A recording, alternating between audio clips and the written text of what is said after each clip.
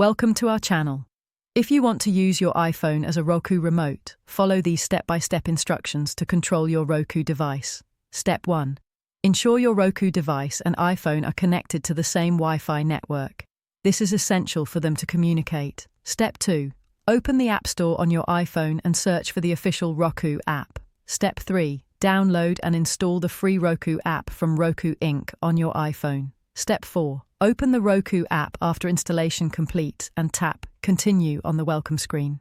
Step 5. The app will automatically scan for Roku devices on your network. When your Roku appears, tap on it to connect. Step 6. A code will appear on your TV screen. Enter this code in the Roku app on your iPhone to verify the connection. Step 7. Once connected, you'll see a remote control interface in the app with directional buttons, playback controls, and a keyboard.